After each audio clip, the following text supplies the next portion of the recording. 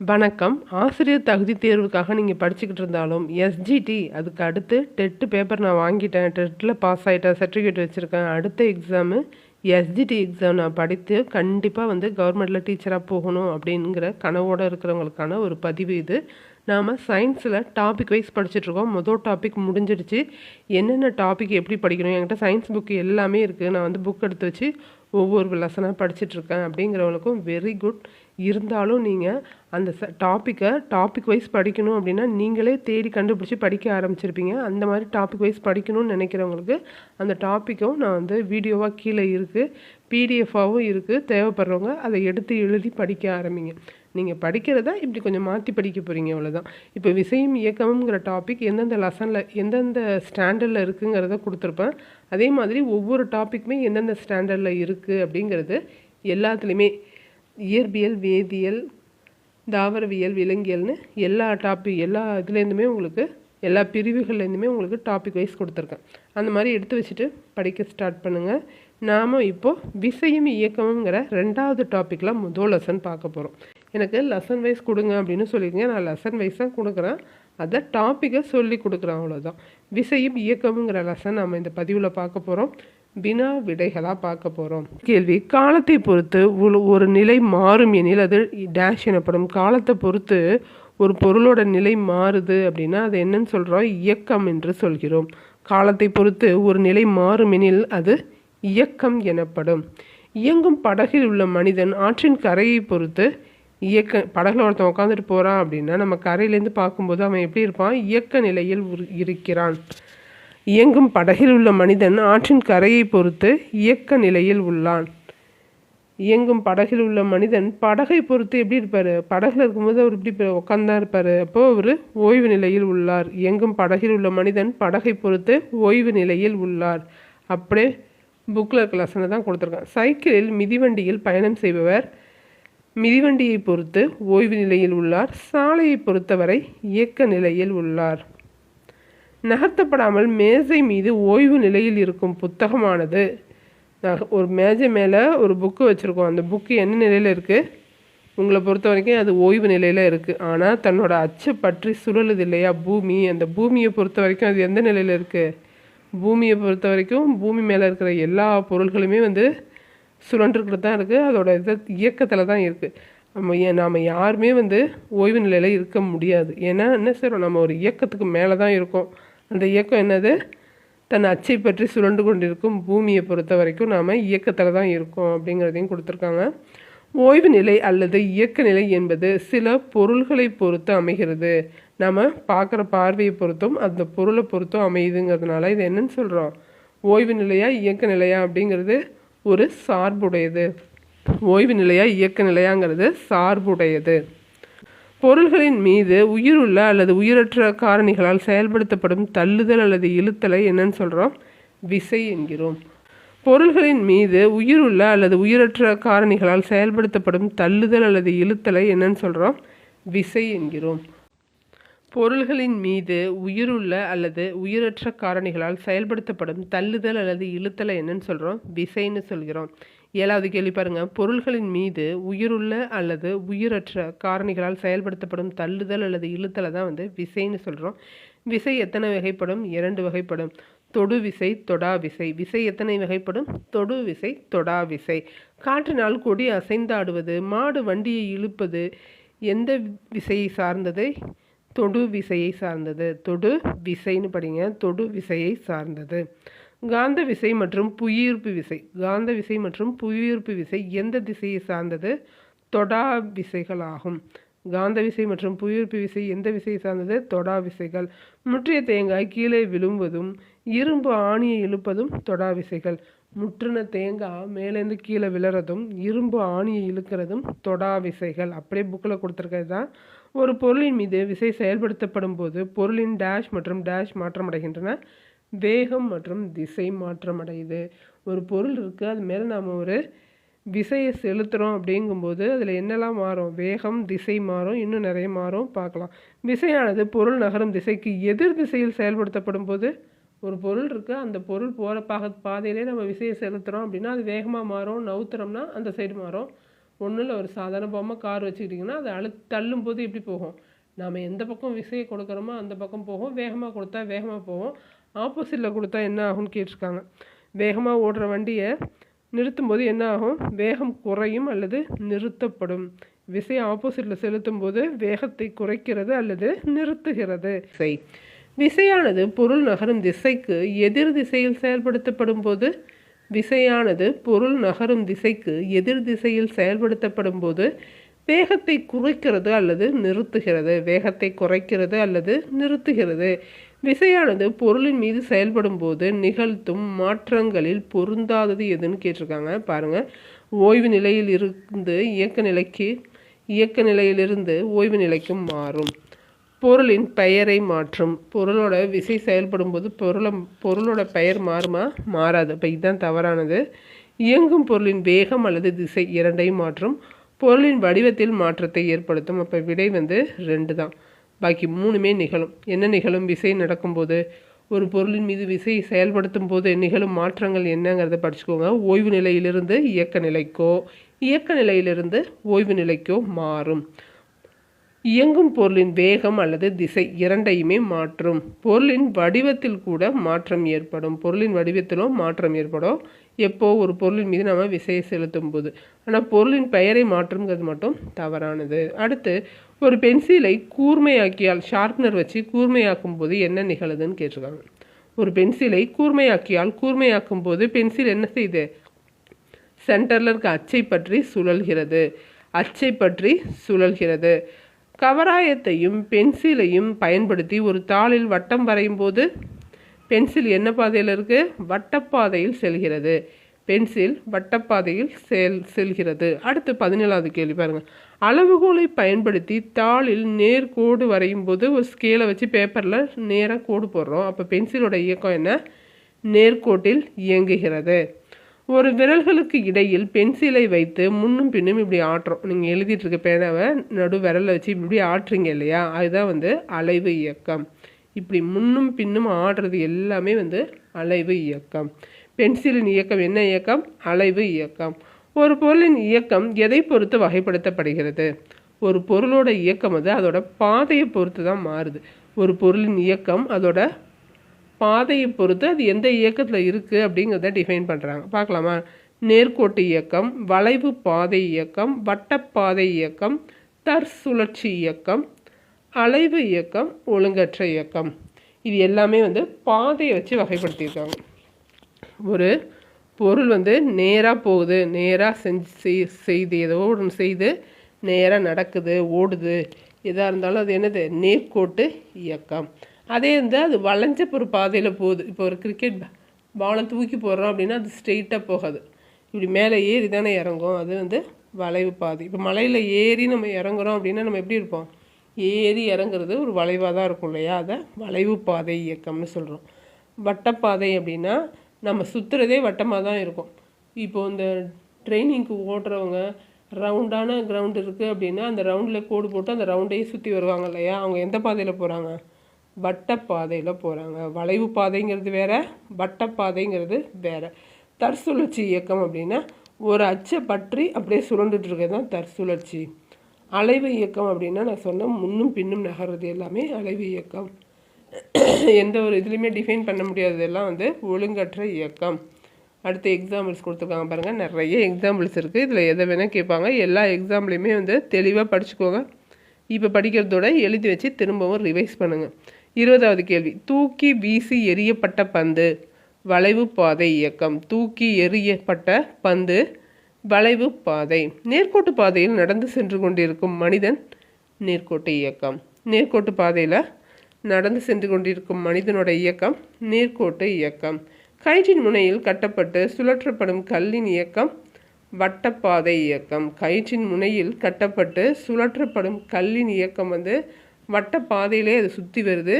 மைய அச்சை பிடிச்சி அது சுழல்ல, அதோட பாதை வட்டப்பாதையில் தான் இருக்குது. கயிற்றின் முனையில் கட்டப்பட்டு சுழற்றப்படும் கல்லின் இயக்கம் வட்டப்பாதை இயக்கம். பம்பரத்தின் இயக்கம் தற்சுழற்சி இயக்கம். பம்பரத்தின் இயக்கம் தற்சுழற்சி இயக்கம். அது நடுவில் இருக்க சென்டரை வச்சு தானே சுற்றிக்குது. நடுவில் ஒரு மையம் இருக்குது, அதை வச்சு தானாக சுற்றுது, அது தற்சுழற்சி இயக்கம். தனி ஊசலின் இயக்கம் தனி ஊசல் இருக்கு இல்லையா, அது முன்னாடி இந்த பக்கம் போகும், இந்த பக்கம் போகும், அது அலைவு இயக்கம். தனி ஊசலின் இயக்கம் அலைவு இயக்கம். அடுத்து 25வது கேள்வி. மக்கள் நெருக்கம் மிகுந்த தெருக்களில் நடந்து செல்லும் மனிதர்களின் இயக்கம் ஒழுங்கற்ற இயக்கம். எங்கே வேணால் போவான், எப்படி வேணால் வருவான், கூட்டமாக இருக்கு இல்லையா, அதனால் அது ஒழுங்கற்ற இயக்கம். அலைவு இயக்கமானது அதிவேகமாக நடைபெறும் போது அதனை அதிர்வுதல் என்கிறோம். அதிர்வுன்னு சொல்கிறோம். அலைவு இயக்கம் அதிவேகமாக நடக்கும்போது அதை அதிர்வுறுதல் என்கிறோம். அதிவேகத்தில் இயங்கும் அலைவு இயக்கம். அலைவு இயக்கம்னா முன்னும் பின்னும் போகிறது, இப்படியே ஆடுது இல்லையா, தனி ஊசலோட ஒரு ஆட்டம் இருக்கு இல்லையா, அதுதான் அலைவு இயக்கம். தனி ஊசல் தான் அதுக்கான சரியான எக்ஸாம்பிள் அலைவு இயக்கத்துக்கு. பாருங்கள், அதிவேகத்தில் இயங்கும் அலைவு இயக்கம். உங்கள் நண்பனை ஒரு நெகிழி பட்டையின் இரு முனைகளையும் நன்றாக இழுத்து பிடித்து கொள்ளுமாறு சொல்லவும். இப்போது அதன் மையப்பகுதியை இழுத்து விடுங்கள். அதன் அலைவானது அதிவேகத்தில் நடைபெறுவதை காண்பீர்களா? அலைவானது அதிவேகமாக நடைபெறும் போது நாம் அந்த இயக்கத்தினை அதிர்வுறுதல் என்று அழைக்கிறோம். அதிர்வுறுதல்னு அழைக்கிறோம். இப்போ இதே கொஸ்டின் தையல் மிஷினில் கேட்டிருந்தாங்க, நமக்கு எஸ்ஜிடியில் போன வருஷம் கேட்டிருந்தாங்க. எனது இயந்திரத்தில் மேலே குறிக்கப்பட்டுள்ள சில இயக்கங்கள் உள்ளன, கண்டுபிடிங்கள் அப்படின்னு கேட்டிருக்காங்க. இதில் இந்த அதிர்வுறுதல் இயக்கமே கொடுக்கல. இந்த ஊசி மேலே கீழே ஃபாஸ்ட்டாக தானே போயிட்டு வரும், நேராக அது தைக்குமே தவிர அது தைக்கிற கோடு தான் ஸ்ட்ரெயிட்டாக இருக்கும். கரெக்டாக அது தைச்சி வெளியில் வர கோடு தான் ஸ்ட்ரெயிட்டாக இருக்கும். ஆனால் அதோட இயக்கம் மேலே கீழே போயிட்டு வரும். சிரஞ்சியில் ஊசி எப்படி இழுத்து விடுவாங்க, அது மாதிரி அது மேலே கீழே தான் போயிட்டு வரும். அப்படி பார்த்தா அந்த அதிர்வுறுதல் ஃபாஸ்ட்டாக நடக்குது, அலைவு ஃபாஸ்ட்டாக நடக்குது. அப்போ அதிர்வுறு இயக்கம் தான் வரணும். ஆனால் அவங்க டிஆர்பியில் நேர்கோட்டு இயக்கம்னு கொடுத்துருக்காங்க. எதை வச்சு நேர்கோட்டு இயக்கம்னு கொடுத்தாங்கன்னு தெரியல, ஆனால் ஆன்சரை தான் கொடுத்துருக்காங்க. ஆனால் லாஜிக் படி பார்த்தா அந்த ஊசி மேலே கீழே போயிட்டு வரும், அது அலைவு இயக்கம். அந்த அலைவு இயக்கம் அவங்க ஸ்டார்ட் பண்ணும்போது ஃபாஸ்ட்டாக நடக்கும். அப்போ அது அதிர்வுறு இயக்கத்தில் தான் வரணும். இதை கேட்டிருந்தாங்க ஒருத்தவங்க. லாஜிக் படி ரொம்ப ரைட் அது. ஆனால் ஆன்சர் அவங்க நேர்கோட்டு இயக்கம் தான் கொடுத்துருக்காங்க டிஆர்பியில். சரி, ஓகே, நம்ம அடுத்து படிக்கலாம். இயக்கங்கள் அதன் பாதையின் அடிப்படையில் கூறுக. இயக்கங்களோட அடிப்படையில் பாதைகளை கேட்டிருக்காங்க. இது எக்ஸாம்பிள் மாரி டேப்லெட் காலமாக போட்டு கேட்டிருப்பாங்க. ஓகே, எல்லாத்துக்குமே நம்ம ஆன்சர் பார்க்கலாம். புக்கில் இருக்குது. 100 மீட்டர் ஓட்டப்பந்தயத்தில் ஓடுபவர் நேர்கோட்டு இயக்கம். 100 மீட்டர் ஓட்டப்பந்தயத்தில் ஓடுறவங்கள நேர்கோட்டு இயக்கம். மரத்திலேருந்து தானாக கீழே விழும் தேங்காய் நேர்கோட்டு இயக்கம். மரத்துலேருந்து தானாக கீழே விழுறது நேர்கோட்டில் தான் கீழே போய் விழும். 30வது கேள்வி பாருங்கள். கேரம் விளையாட்டில் காய்களின் இயக்கம் ஒழுங்கற்ற இயக்கம். கேரம் போர்டு விளையாடும்போது அதோட காய்களின் இயக்கம் ஒழுங்கற்று இருக்கும். கொசுக்கள் அல்லது ஈக்களின் இயக்கம் ஒழுங்கற்ற இயக்கம். கொசுக்கள் அல்லது ஈக்களின் இயக்கம் ஒழுங்கற்ற இயக்கம். இதய துடிப்பு ஒரு கால ஒழுங்கில் கரெக்டாக அடிச்சிட்ருக்கு, அது சீராகவும் அடிக்குது. கால ஒழுங்குன்னு சொல்லலாம், சீருன்னு சொல்லலாம். சீரான இயக்கம் கால ஒழுங்கு இயக்கம். கடிகார முட்களின் இயக்கம் வட்ட இயக்கம், அது வட்டப்பாதையில் தான் சுற்றி வருது. கடிகார முட்களின் இயக்கம் வட்ட இயக்கம். யானைகள் தனது காதுகளை அசைத்தல் அலைவு இயக்கம். யானைகள் தனது காதுகளை அசைத்தல் அலைவு இயக்கம். குறிப்பிட்ட கோணத்தில் வீசப்பட்ட கல், ஒரு கோணத்தில் ஒரு கல்லை தூக்கி எறியணும், அது என்ன ஆகும், வளைஞ்சு தான் போகும், அது வளைவு பாதை இயக்கம். வளைவு இயக்கம் வளைவு பாதை இயக்கம். கூட்டம் மிகுந்த கடைத்தெருவில் மக்கள் இயங்குறது ஒழுங்கற்ற இயக்கம். வட்ட வடிவ தடகள பாதையில் ஓடும் பந்தய வீரரோட இயக்கம் வட்டப்பாதை இயக்கம். 38. பூமியை சுற்றி வரும் நிலவின் இயக்கம். பூமியை சுற்றி வரும் நிலவோட இயக்கத்தை கேட்டிருக்காங்க. அது சீரான இயக்கத்தில் சுற்றுது, கால ஒழுங்குலவும் சுற்றுது. அதோட பாதை நீள்வட்ட பாதை இயக்கம். அது நீள்வட்டத்தில் தான் சுற்றுது, நீள்வட்ட பாதை இயக்கம்.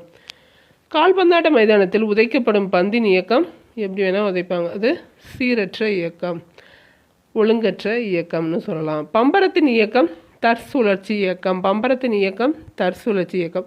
சூரியனை சுற்றும் பூமியின் இயக்கம் பூமி எப்படி தன்னோட அச்சை பற்றி சுழலுது இல்லையா, அது தற்சுழற்சி இயக்கம், சீரான இயக்கம், நீள்வட்ட இயக்கம், கால ஒழுங்கு இயக்கம் எல்லாமே வரும். அது சூரியனை சுற்றும் பூமியோட இயக்கம், அது நீள்வட்ட பாதையில் சுற்றி வருது. ரெண்டு சுழற்சி இருக்குது அதுக்கிட்ட. தற்சுழற்சியும் இருக்குது, நீள்வட்ட சுழற்சியும் இருக்குது. அது ஒரு கால ஒழுங்கில் தான் சுற்றி வருது. அது சீரான இயக்கத்தில் இருக்குது. அந்த சீரான இயக்கத்தை இன்னொரு பேர்லையும் சொல்லுவாங்க, கால ஒழுங்கு இயக்கம்னு சொல்லுவாங்க. தனி ஊசலின் இயக்கம் அலைவு இயக்கம். ஊஞ்சலோட இயக்கம், ஊஞ்சல் ஆடுவோம்ல, அது என்ன இயக்கம்? அதுவும் அலைவு இயக்கம் தான். இந்த சறுக்கு பாதையில் சறுக்கி வரும் குழந்தையின் இயக்கம் நேர்கோட்டு இயக்கம். சறுக்கு பாதையில் சறுக்கி வரும் குழந்தையின் இயக்கம் நேர்கோட்டு இயக்கம். நாய் தனது வாலினை ஆட்டுதல் அலைவு இயக்கம். நாய் தனது வாலினை ஆட்டுவது அலைவு இயக்கம். காற்றில் ஆடும் கொடியின் இயக்கம் என்னன்னு கேட்டிருக்காங்க, அலைவு இயக்கம். காற்றில் ஆடும் கொடியின் இயக்கம் அலைவு இயக்கம். முன்னாடி போகும், பின்னாடி வரும். வளைவு பாதையில் செல்லும் வாகனத்தின் இயக்கம் வளைவு இயக்கம். மரம் வெட்டுவதற்கு ரம்பத்தால் மரத்தை அறுத்தல் அலைவு இயக்கம். இப்போ இதில் அலைவு இயக்கம் நம்ம சொல்கிறோம், முன்னாடியும் பின்னாடியும் போகுது, அலைவு இயக்கம். அது எப்படி செய்யுது வேலை? ஒரே நேர்கோட்டில் தானே செய்யுது. அப்போ தான் நேர்கோட்டு இயக்கம்னு சொல்லுவோம். அதை தான் சொல்கிறேன். இது பார்க்குற பார்வையை பொறுத்து மாறுபடும். அலைவு இயக்கம் முன்னாடி போகுது, பின்னாடி வருது, ரம்பத்தால் அறுக்கும்போது அது அலைவு இயக்கம். அது எந்த பொசிஷனில் ஒர்க் பண்ணுது? ஒரே ஒரு கோட்டை தான் போடுது. நீர் அலைகளின் இயக்கம் ஒழுங்கற்ற இயக்கம். நீர் அலைகளின் இயக்கம் ஒழுங்கற்ற இயக்கம். மருத்துவர் பயன்படுத்தும் ஊசியில் உள்ள பிஸ்டனோட இயக்கம் என்னது? அலைவு இயக்கம். மருந்தை இழுப்பார், முன்னாடி தள்ளுவார். சிரஞ்சு இருக்குல்ல, மருந்து இழுக்கிற சிரஞ்சு, அது கேட்டிருக்காங்க. மருந்தை எடுப்பாங்க, திரும்பவும் ஊசி போடும்போது மருந்தை பின்னாடி தருவாங்க. முன்னாடியும் பின்னாடியும் போயிட்டு வருது, அதனால அது அலைவு இயக்கம். அலைவு இயக்கம் அனைத்துமே கால ஒழுங்கு இயக்கமாக அமையும். அலைவு இயக்கம் அனைத்துமே கால ஒழுங்கு இயக்கமாக அமையும். ஆனால் கால ஒழுங்கு இயக்கங்கள் அனைத்துமே என்னவா இருக்காது? அலைவு இயக்கமாக இருக்காது. அலைவு இயக்கங்கள் அனைத்துமே கால ஒழுங்கு இயக்கமாக அமையும். ஏன்னா அந்த அலைவுக்கு ஒரு டைம் எடுத்துக்கும். ஆனால் கால ஒழுங்கு இயக்கங்களாக இருக்கிற எல்லாமே அலைவு இயக்கமாக இருக்காது. ஆமாம், பூமி சுற்றுறது ஒரு கால ஒழுங்கு இயக்கம்தான், ஆனால் அது அலைவு இயக்கமாக இல்லை இல்லையா? அதை தான் சொல்லியிருக்காங்க. அடுத்து எத்தனை கிலோமீட்டர் வேகம், மணிக்கு எத்தனை வேகம் அப்படின்னு கண்டுபிடிக்கிறத கொடுத்துருக்காங்க. 160 கிலோமீட்டர் 2 மணி நேரத்தில் கடக்கும் மகிழுந்தோட வேகம் என்ன? மணிக்கு 80 கிலோமீட்டர். மகிழுந்தோட வேகம் 80 கிலோமீட்டர். 160 கிலோமீட்டரை 2 மணி நேரத்தில் கடக்கும் மகிழுந்தின் வேகம் மணிக்கு 80 கிலோமீட்டர். 300 கிலோமீட்டரை 5 மணி நேரத்தில் கடக்கும் சரக்கு வாகனத்தின் வேகம் 60 கிலோமீட்டர். என்ன பண்ணியிருக்காங்க? தூரத்தை காலத்தால் வகுத்தா நமக்கு வேகம் கிடைச்சிடும்.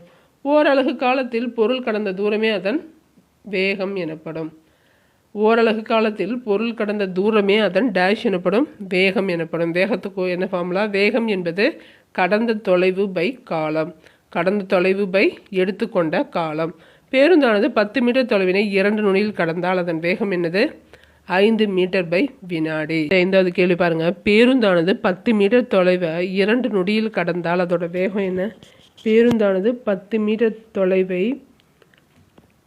தொலைவினை 2 நொடியில் கடக்குது அப்படின்னா அதோட வேகம் 5 மீட்டர் பை வினாடி. என்ன பண்ணியிருக்காங்க? 10 2ஆல் வகுத்திருக்காங்க.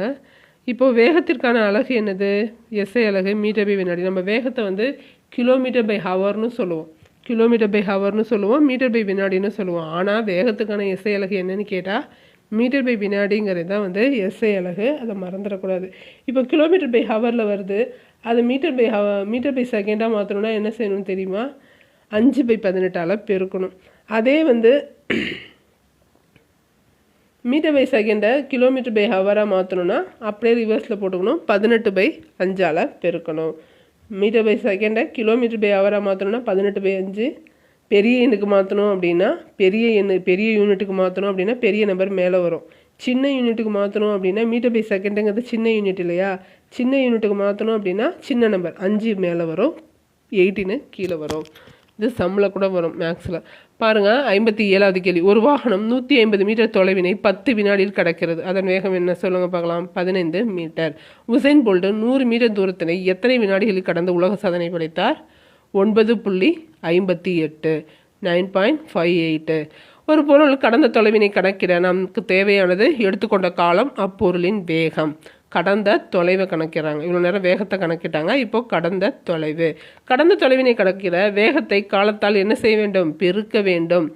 வேகத்தை காலத்தால் பெருக்கினால் கிடைப்பது தூரம்.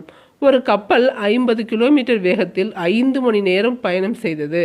எனில் கப்பல் கடந்த மொத்த தொலைவு 5 × 5 25 250 கிலோமீட்டர். ஒரு கப்பல் 50 கிலோமீட்டர் வேகத்தில் 5 மணி நேரம் பயணம் செய்தது எனில் கப்பல் கடந்த மொத்த தொலைவு 250 கிலோமீட்டர். ரொம்ப பேசிக்கு, இதெல்லாம் உங்களுக்கு ஏற்கனவே தெரிஞ்சிருக்கும். தெரியாதவங்க கண்டிப்பாக தெரிஞ்சிருக்கணும். 62 ஒரு பொருள் பயணம் செய்த நேரத்தை கணக்கிட தேவையானது கடந்த தொலைவும் வேகமும். பாருங்கள், நேரம் = கடந்த தொலைவு பை வேகம். எவ்வளோ நேரத்தில் போச்சு அப்படின்னா போன தூரத்தையும் அதோட வேகத்தால் வகுத்தோம் அப்படின்னா எவ்வளோ நேரத்தில் போச்சுன்னு தெரிஞ்சிடும். ஒரு பேருந்து மணிக்கு 50 கிலோமீட்டர் வேகத்தில் பயணம் செய்து 300 கிலோமீட்டர் தொலைவில் கடக்கிறது எனில் எடுத்துக்கொண்ட நேரம் 6 மணி நேரம். எடுத்துக்கொண்ட நேரம் 6 மணி நேரம். அடுத்து பாருங்கள், தரைவாழ் விலங்குகளில் 112 km/h வேகத்தில் ஓடக்கூடிய சிறுத்தை. ஓடக்கூடியது எதுன்னு கேட்குறாங்க, சிறுத்தை. தரைவாழ் விலங்குகளில் 112 km/h ஓடக்கூடியது சிறுத்தை. அடுத்து இயக்கத்தின் வகைகள் என்ன? இயங்கும் பாதையின் அடிப்படையிலையும் கால இடைவெளி அடிப்படையிலையும் சீரான வேகத்தோட அடிப்படையிலையும் 3ஆக பிரிக்கிறாங்க. ஓகேவா? இயக்கத்தோட வகைகள் எப்படி அப்படின்னா, இயங்கும் அதாவது அதோட அடிப்படையாக வச்சு 3 அடிப்படையாக வச்சு பிரிக்கிறாங்க. இயங்கும் பாதையின் அடிப்படையில், கால இடைவெளியின் அடிப்படையில், சீரான வேகத்தின் அடிப்படையில் அப்படின்னு 3 வகையாக பிரிக்கிறாங்க. இயங்கும் பாதையின் அடிப்படையில் 6 இருக்குது. என்னென்ன ஏற்கனவே பார்த்தோம், சொல்லுங்கள் பார்க்கலாம். நேர்கோட்டு இயக்கம், வளைவு பாதை இயக்கம், வட்டப்பாதை இயக்கம், தற்சுழற்சி இயக்கம், அலைவு இயக்கம், ஒழுங்கற்ற இயக்கம். தற்சுழற்சி இயக்கம், அலைவு இயக்கம், ஒழுங்கற்ற இயக்கம். அடுத்து கால இடைவெளியில் அடிப்படையில் 2ஆக இருக்குது. கால இடைவெளி அடிப்படையில் 2ஆக இருக்குது. என்னென்ன அப்படின்னா, கால ஒழுங்கு இயக்கம், கால ஒழுங்கற்ற இயக்கம். கால ஒழுங்கு இயக்கம், கால ஒழுங்கற்ற இயக்கம். ஒரு காலத்தில் கரெக்டாக நடக்குது அப்படின்னா அது கால ஒழுங்கு. அதுக்கான வரையறையே இல்லாமல் எப்படி வேணால் நடக்குது அப்படின்னா இது கால ஒழுங்கற்ற இயக்கம். சீரான வேகத்தின் அடிப்படையில் இயங்கும் இயக்கம் 2. சீரான இயக்கம், சீரற்ற இயக்கம். சீரான இயக்கம், சீரற்ற இயக்கம். 70 பாருங்கள். மிதிவண்டியில் காணப்படும் இயக்கம் என்ன அப்படின்னா, மிதிவண்டியில் ஒரே ஒரு இயக்கம் மட்டும் இல்லை, 2 இயக்கம் இருக்குது. அப்படிங்கும்போது ஒன்றுக்கு மேற்பட்ட இயக்கம் இருக்கும்போது அதை என்னென்னு சொல்கிறோம், கூட்டு இயக்கம்னு சொல்கிறோம். எப்படி? மிதிவண்டியில் காணப்படும் இயக்கங்கள், சக்கரம் சுழல்வது தற்சுழற்சி இயக்கத்தினையும், மிதிவண்டியானது நேர்கோட்டு இயக்கத்திலையும் இருக்குது. மொத்தமாக மிதிவண்டியோட இயக்கம் என்னன்னு கேட்டாங்கன்னா, மிதிவண்டி நேர்கோட்டில் போகுது, அந்த வண்டியில் இருக்க டயர் எப்படி இருக்குது, தற்சுழற்சியாக இருக்குது. இதே மாதிரி தான் தையல் இயந்திரத்தில் உள்ள தையல் ஊசியின் இயக்கம் நேர்கோட்டு இயக்கம் அப்படின்னு கொடுத்துருக்காங்க. புக்கில் நேர்கோட்டு இயக்கம் எதுவுமே கொடுக்கல, ஆனால் டிஆர்பி கொஷின்ஸில் ஆன்சர் நேர்கோட்டு இயக்கமாக கொடுத்துருக்காங்க. சரியா? ஆனால் நார்மலாக லாஜிக்காக பார்த்தா அந்த தையல் ஊசி மேலே கீழே போகுது, அலைவு, அது வேகமாக நடக்குது. அது அதுக்கு அவங்க எக்ஸாம்பிள் என்ன கொடுத்துருக்காங்கன்னா, ரப்பர் பட்டையை தான் கொடுத்துருக்காங்க. ரப்பர் பட்டையோ இல்லை இந்த வயலினில் இருக்குள்ள கம்பி, இழுத்து கட்டப்பட்ட கம்பியை நம்ம அதிர்வுன்னு செய்கிறோம் இல்லையா, அதை தான் அதிர்வுன்னு கொடுத்துருக்காங்க. இந்த தையல் ஊசி அதே இதில் தான் மேலே கீழே போகுது, அதை ஃபாஸ்ட்டாக பண்ணுதுங்கும்போது அது அதிர்வு இயக்கம்னு தான் வரணும் லாஜிக் படி பார்த்தா. ஆனால் டிஆர்பியில் அப்படி கொடுத்துருக்காங்க, அதையும் தெரிஞ்சுக்கோங்க. அடுத்து சக்கரத்தின் இயக்கம், சுழற்சி இயக்கம், மிதிப்பான் இயக்கம், அலைவு இயக்கம். 7-8 கொஷின் வரைக்குமே எக்ஸாம் முடிஞ்ச அப்ஜெக்ஷன் கொடுத்தாங்க. அதில் எல்லாத்தையுமே அவங்க அக்செப்ட் பண்ணலை அப்படிங்கிறது ஒரு தகவல் தெரிஞ்சுக்கோங்க. ரொபாட்டா என்ற டேஷ் வார்த்தையிலிருந்து ரோபாட் என்ற வார்த்தையானது உருவாக்கப்பட்டது. செக்கோஸ்லோவாக்கியா. செக்கோஸ்லோவாக்கியா அப்படிங்கிற வார்த்தையிலேருந்து தான் ரொபாட்டா என்ற வார்த்தை உருவாச்சு. ரோபாட்டுகளை பற்றி அறிய உதவும் அறிவியல் பிரிவு என்னது? ரொபாட்டிக்ஸ். ரோபாட்டுகளை பற்றி அறிய உதவும் அறிவியல் பிரிவு ரொபோட்டிக்ஸ். ரோபாட்டுகளால் செய்ய முடிந்தவை என்னது? தங்கள் சுற்றுப்புறத்தை உணரும், சூழலுக்கு ஏற்ப எதிர்வினை புரியும், செயற்கை நுண்ணறிவினை பயன்படுத்தி அதுவே ஒரு முடிவெடுத்து அதுக்கு தகுந்த மாதிரி நடக்கும்.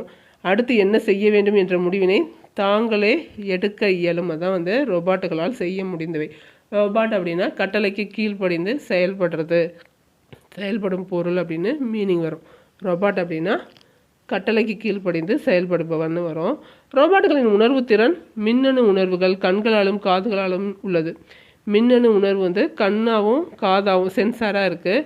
இரட்டை கேமராவும் இருக்குது. அது உலகத்தை பற்றிய முப்பரிமாண காட்சியை கொடுக்குது. மைக்ரோஃபோன்கள் ஒளியை உணர உதவுது.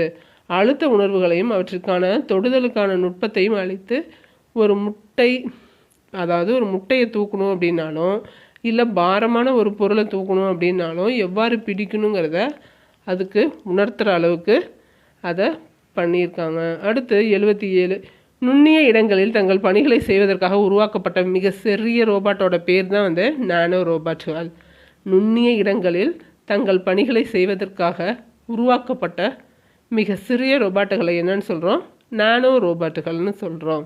இதை பயன்படுத்தி நடைமுறையில் சாத்தியமில்லாத நுண்ணிய கடினமான அறுவை சிகிச்சைகளை மேற்கொள்ள இயலும்.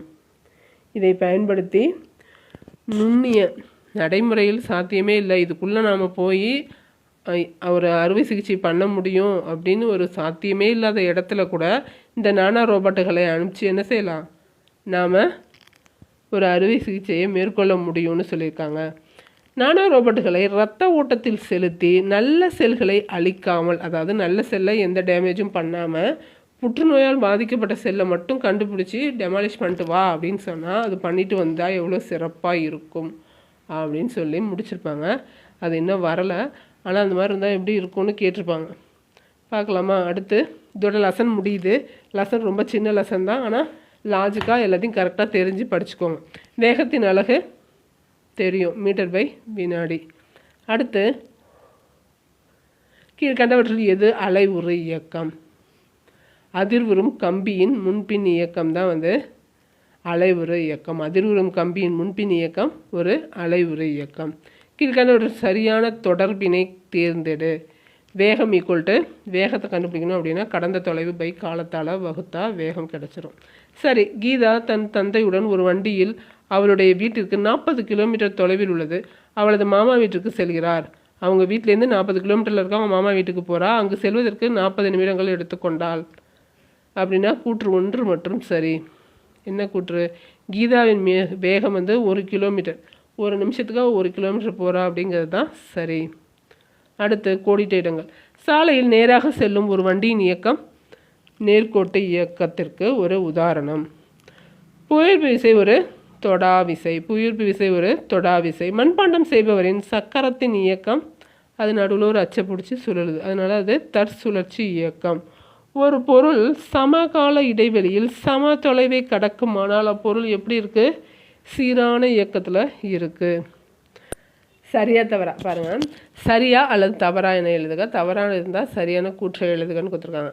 மையப்புள்ளியை பொறுத்து முன்னும் பின்னும் இயங்கும் இயக்கம் தான் என்னது? அலைவு இயக்கம். அவங்க சரியாக கொடுத்துட்டாங்க. அதிர்வுறு இயக்கம் சுழற்சி இயக்கமும் கால ஒழுங்கு இயக்கமாகும். ஆமாம், அதிர்வுறு இயக்கமும் சுழற்சி இயக்கமும் கால ஒழுங்கு இயக்கம்.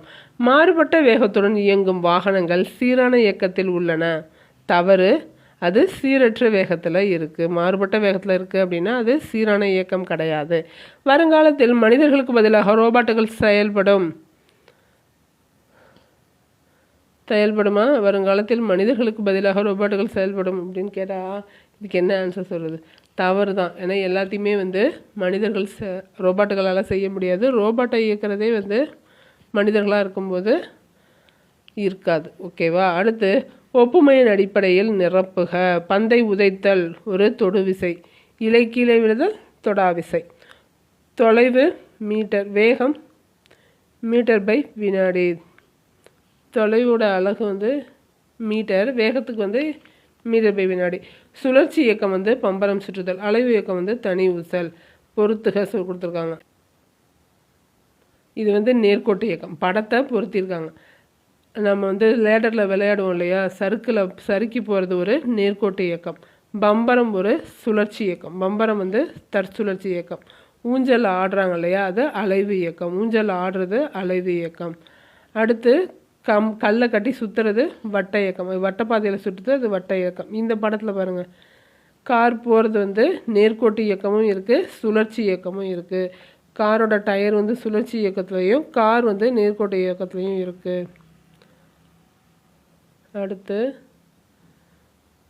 தொடுதல் நிகழ்வின்றி ஒரு பொருளின் மீது செயல்படும் விசை தொடாவிசை. காலத்தை பொறுத்து ஒரு பொருளின் நிறை மாறுபடுவது இயக்கம். ஒரு குறிப்பிட்ட கால இடைவெளியில் மீண்டும் மீண்டும் நிகழும் இயக்கத்தை என்னன்னு சொல்கிறோம்? கால ஒழுங்கு இயக்கம்னு சொல்கிறோம். சமகால இடைவெளியில் சம தொலைவை கடக்கும் பொருளின் இயக்கம் சீரான இயக்கம். நுணுக்கமான அல்லது கடினமான வேலைகளை செய்யுமாறு கணினி நிரல்களால் வடிவமைக்கப்பட்ட இயந்திரம் தான் வந்து ரொபாட்டுகள். இதோட செகண்ட் டாப்பிக்கில் ஃபஸ்ட் லெசன் முடியுது. அடுத்த லெசன் கூடிய சீக்கிரமே பார்க்கலாம். உங்களுக்கு எந்த டவுட்னாலும் சொல்லுங்கள், கிளியர் பண்ணலாம்.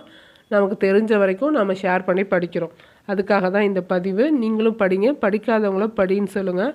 நன்றி, வணக்கம்.